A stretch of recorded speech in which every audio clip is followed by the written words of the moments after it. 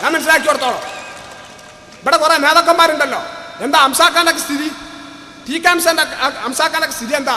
അയാൾ MP ആയിട്ട് ഞങ്ങളവിടെ മത്സരിച്ച് ജയിച്ച ആളാ. ബട്ട് MP ആയിരിക്കും എന്ന് വിശ്വസിക്കുന്നതാണ്. കഴിഞ്ഞ പ്രാവശ്യം അയാളെ വീട്ടിലെ ഒരു MP ആയിട്ട് ഞങ്ങളെ കൊട്ടപ്പുറത്ത് നന്ദി വരാൻ വേണ്ടി ഒരു 5 പ്രാവശ്യം അയാളെ വരെ പോയിന്.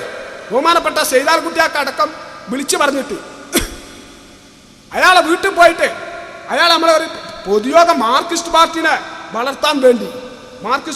വളർത്താൻ വേണ്ടിയുള്ള പൊതുയോഗത്തിന് അയാൾ കുറെ നുണ പറയല്ലോ. അപ്പൊ അതിനും വേണ്ടി ആളുകളെ ഈ വോട്ട് കിട്ടാൻ വേണ്ടി ഇനിയും പ്രവർത്തിക്കണമെന്ന് വെച്ച് നന്ദി പറയാൻ വേണ്ടി അയാളെ വീട്ടിൽ പോയിട്ട് അയാൾ പറഞ്ഞിട്ട് കയറി ഇരിക്കുകയാണ്. അയാൾ ആദ്യം മത്സരിക്കണ പറഞ്ഞ് മുള്ളമ്പാറക്കാൻ വേണ്ടി ഫോൺ ചെയ്താൽ മതി, ഞാൻ ഇവിടെ എത്തുന്ന.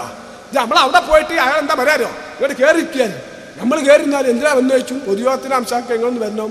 ഞാൻ ആരാങ്ങൊക്കെ അറിയിച്ചു, ഞാൻ MP ആണ് നമ്മോട്. പിന്നെ പറയും ഞാൻ ന്യൂനപക്ഷ കമ്മീഷന്റെ അതാണ്, ഞാൻ മറ്റോടത്ത് ഇതാണ്, മാപ്പിളപ്പാട്ടിന്റെ ഒലക്കാണ്. ഇത് പറഞ്ഞു എത്ര ഇയാൾ ആരാ? ഇയാൾ മാപ്പിളപ്പാട്ടിനെ പറ്റി എന്ത് ഒലക്കയ്യാക്ക് തിരിയാ? ഇയാൾ മാപ്പിളപ്പാട്ടിന്റെ കുലപതിയാ? അങ്ങനെ ഉണ്ടോ? ഇയാളിപ്പോ പട്ടുറുമാലിൽ പോയിട്ട് ജഡ്ജിസാ, പട്ടുറുമാലിലെ ജഡ്ജിസായിട്ട് പോയിക്ക അംസാക്ക. പട്ടുറുമാലിലെ ഒരു എപ്പിസോഡിന് 10,000 റുപ്യ കിട്ടും. പൈസ ഉണ്ടാക്ക പിണറായി വിജയന്റെ റെക്കമെൻഡിന് കയറി കൂടിയത് അവിടെ. മാപ്പിളപ്പാട്ടിന്റെ ഒരു മണ്ണം കാട്ടി തിരിഞ്ഞിട്ടല്ല, അവിടെ പോയിക്ക അയാള്. എന്നിട്ട് പാട്ടിങ്ങനെ പാടും. പെൺകുട്ടികളെ കൈമക്കും കാൽമക്കും നോക്കിയിട്ട് ശ്രുതി പോരാ. എന്താ ശ്രുതി? ഇയാൾക്ക് ശ്രുതിനെ പറ്റി എന്താ അറിയോ? ഇയാളിങ്ങനെ വരാന്നിട്ട് ഇവരാണ് നമ്മളെ പാർട്ടിനെ ഭരിക്കാൻ നടക്കുന്നത്. ഇയാളൊക്കെ വല്ല കഥ അറിയോ? ഒരു സാധാരണക്കാരന്റെ പ്രശ്നത്തിൽ ഇടപെടുമോ? ഇവിടെ എത്ര DYFIക്കാരുണ്ട്, എത്ര മാർക്സിസ്റ്റ് പാർട്ടിക്കാരുണ്ട്, എത്ര ആളുകളെ വീട്ടിൽ കല്യാണം നടക്കുന്നുണ്ട്. ഞങ്ങൾക്കൊക്കെ അതിന് ഭയങ്കര വിഷമണ്ടേ. കല്യാണം നടക്കുമ്പോ ഈ കല്യാണം ഏതെങ്കിലും CPIMന്റെ നേതാക്കന്മാരോട് പോയി പറഞ്ഞാൽ, ഏതെങ്കിലും ഒരു പാവപ്പെട്ടവന്റെ സാധാരണക്കാരന്റെ കല്യാണത്തിന് ഏതെങ്കിലും ഒരു CPIMന്റെ നേതാവ്, ജില്ലാ സെക്രട്ടറിയോ ഈ അംസാഖാനെ പോലുള്ള ആളുകൾ ഇവിടെ പങ്കെടുത്തിട്ടുണ്ടോ? ഞങ്ങളെ നാട്ടിൽ പങ്കെടുത്തിട്ടില്ല. ഇവർ വരും നാട്ടിലെ ബമ്പ പ്രമാണിമാരുടെ കല്യാണത്തിന്. ഞങ്ങളെ നാട്ടിലൊക്കെ ഉണ്ട് വലിയ വലിയ പ്രമാണിമാരുടെ കല്യാണം നടക്കുമ്പോൾ അംസാക്കൊക്കെ തലേന്ന് വന്ന് ഉത്തരപ്പാടെ. ഇവിടെ പാവപ്പെട്ടവന്റെ കല്യാണത്തിന് ഏറ്റവും കൂടുതൽ പങ്കെടുക്കലാരാ? മുസ്ലിം ലീഗിന്റെ നേതാക്കന്മാരാ. ഒരു സംശയമില്ല. ഞങ്ങളൊക്കെ എത്ര യോഗത്തിൽ ചർച്ച ചെയ്താ CPIMലെ ഒരു ആദർശവും മറ്റുള്ളതും പറഞ്ഞു നടക്കാന്നല്ലാതെ മുസ്ലിം ലീഗിലാണെങ്കിൽ എത്ര കാരുണ്യ പ്രവർത്തനം നടത്തുന്നുണ്ട്. പാവപ്പെട്ടവൻ സുഖമില്ലാഞ്ഞ സഹായിക്കണേ, റിലീഫ് പ്രവർത്തനം നടത്തുന്നു. DYFI CPM ഏതെങ്കിലും റിലീഫ് പ്രവർത്തനം നടത്തുന്നുണ്ടോ? നടത്താനില്ലല്ലോ.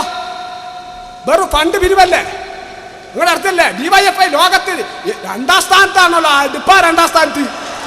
2ാം സ്ഥാനത്ത് ഇന്നോട് പറയണ്ട, ഞാൻ അതിന്റെ കാര്യങ്ങൾ ഇപ്പൊ തുറന്നു പറയാൻ തയ്യാറായി കൊണ്ടിരിക്കുക.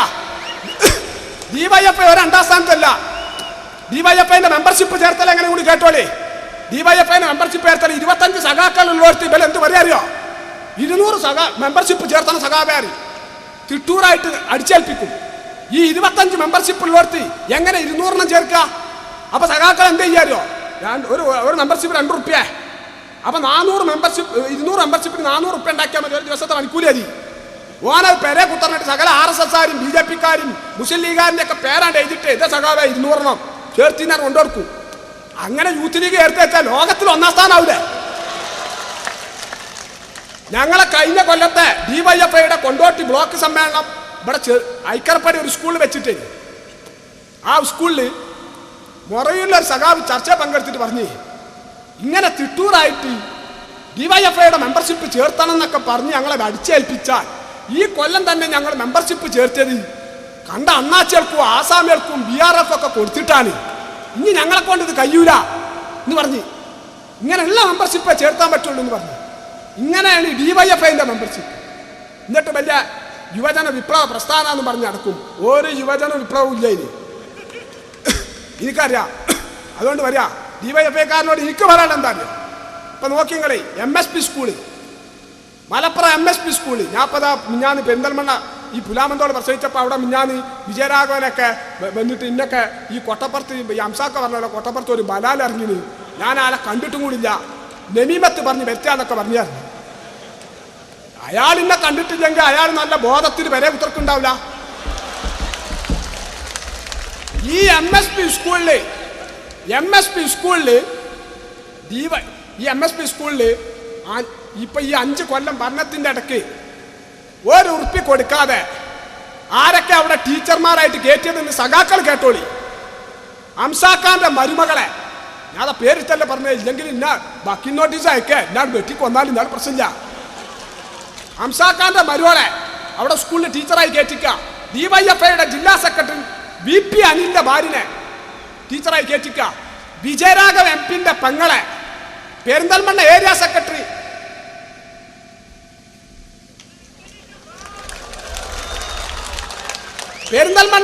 സെക്രട്ടറി ഉണ്ണികൃഷ്ണന്റെ മകളെ DYFIയുടെ കേന്ദ്ര പ്രസിഡന്റ് ശ്രീരാമകൃഷ്ണന്റെ ബന്ധുവിനെ 5 ആളുകളെ അവിടെ MSP സ്കൂളിൽ ഒരു ഉറുപ്പ്യ കൊടുക്കാതെ കയറ്റിയത് ഞങ്ങൾക്കറിയാങ്ങൾ. എത്ര പാവപ്പെട്ട DYFIക്കാരോട് പണി തറിഞ്ഞാതെ M.Ed.ഉം B.Ed.ഉം TDC ഒക്കെ എടുത്ത് നടക്കണ്ടി?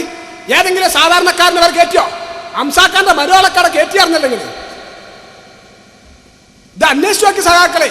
എന്തിനാ നമ്മൾ ഇതിന്റെ കൊടിയും പടിയൊക്കെ പിടിച്ച് അടുക്കളി കിട്ടണ വണ്ടിക്കാണ് തടിയെടുത്താൽ പോരാ നമുക്ക്? എന്തിനാണ് നമ്മൾ ഇത് നടക്കേണ്ട ആവശ്യമില്ലല്ലോ. ഒക്കെ നമ്മളെ സമരത്തിന്റെ ശക്തിയും നമ്മളെ പോരാട്ടത്തിന്റെ വീര്യമൊക്കെ പല മുതലാളി വർഗത്തിന് ചൂഷണം ചെയ്താണ്ട് ഇവര് പൈസ ഉണ്ടാക്കുന്നുണ്ട്, ഇവര് കാര്യങ്ങളൊക്കെ ചെയ്യുന്നുണ്ട്, ഇവരെ നേടിയെടുക്കുക. നമ്മളെപ്പോലത്തോളം വെറുതെ ബലിയാടാകുക. ഈ പണിക്ക് നിൽക്കാക്ക. എനിക്ക് സഖാക്കളോട് പറയാനുള്ളത്, ഞാൻ എൻ്റെ പ്രസംഗം യൂത്ത് ലീഗാരനോ മറ്റുള്ളവരോ കേട്ടിട്ട് പരിചയം ഉണ്ടാവും. പക്ഷെ ഒരു മനുഷ്യനും DYFIയിലോ CPM-ലോ പ്രവർത്തിക്കരുത് എന്നുള്ളൊരു ആഗ്രഹം എനിക്കുണ്ട്. അതുകൊണ്ടാണ് ഞാൻ അതൊക്കെ പറഞ്ഞത്. ഇതാണ് ഇവിടുത്തെ പാർട്ടി നേതാക്കന്മാരുടെ ഒരു അവസ്ഥ.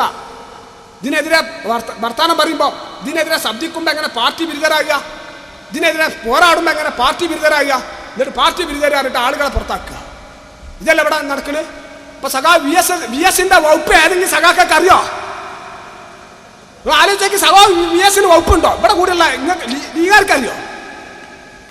ഒരു വകുപ്പില്ലല്ലോ അയാൾക്ക്. അയാൾ ആഭ്യന്തരവും വിജിലൻസും വേണമെന്ന് പറഞ്ഞു. അപ്പൊ നമ്മളെപ്പോലത്തെ സഖാക്കൊക്കെ എന്താ മനസ്സിലായില്ലായിരുന്നു? കുഞ്ഞാലിക്കുട്ടി സാഹിബിനെ, മുനീർ സാഹിബിനെ, ഉമ്മൻചാണ്ടിനൊക്കെ അറസ്റ്റ് ചെയ്ത് കൊണ്ടുപോയേക്കും. അപ്പൊ ഇയാൾക്ക് കൊടുക്കണം. ഇയാൾ കാരണം മുറിയാത്ത സഖാവല്ലേ നമ്മളെ കാഴ്ചയില്. അടുപ്പാ മുറിയാത്ത ഇയാൾ ഒപ്പം നിൽക്കണ പോലെ സഹായിച്ചാത്ത ആളാ. ഇയാൾ ആളുകളാണ് ഈ പല സ്ഥലത്തും വെട്ടി നിരത്തപ്പെട്ടത് ഈ പിണറായി വിജയന്റെ ഈ കളിയോണ്ട്.